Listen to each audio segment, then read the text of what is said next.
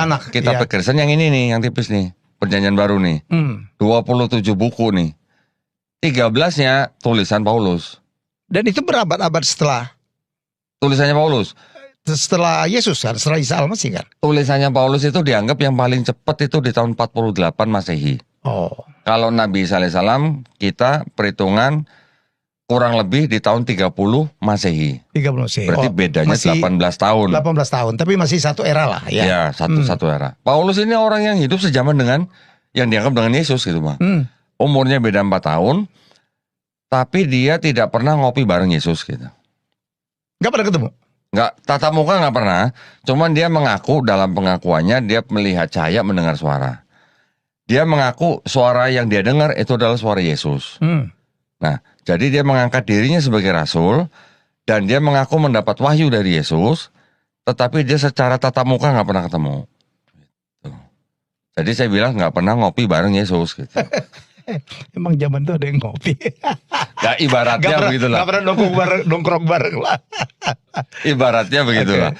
Jadi artinya tidak pernah tatap muka. Nah, sekarang menurut ahli-ahli Kristen sendiri, dari 13 surat Paulus itu, Bang, ternyata yang benar-benar ditulis sama Paulus cuma 7. Itu pun.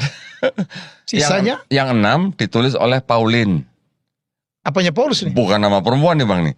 Pauline ini adalah kelompok orang yang mengikuti pemikiran Paulus. Oh. Nah, jadi artinya pengikut. Ya, surat-surat Paulus ini ditulis dari tahun 48 atau ada yang bilang 50 Masehi sampai tahun 65 sampai 67 Masehi.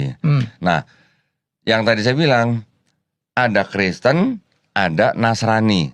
Pernah dengar, Bang? Di Quran kan nggak pernah disebut Kristen. Iya. Iya kan? Iya. Di Quran yang disebutkan Nasrani. Kristennya siapa lagi nih gitu. Jadi kalau kita bedah, Nasrani itu bisa dikatakan adalah pengikut Nabi Isa alaihissalam yang berasal dari kota Nazaret.